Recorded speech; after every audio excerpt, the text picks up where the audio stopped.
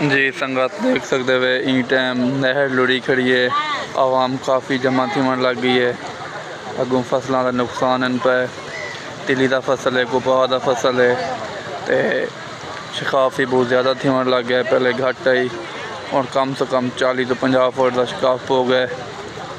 بارش شدید تھی ہے، بارش کی وجہ تو پانی اچھل گیا نہر تو بالکل سارا پانی نہیں مطلب اگتے کشے کے نہیں ہوتی پئی۔ عوام کوئی انجوائے لیے کوئی پریشانی مبتلا ہے۔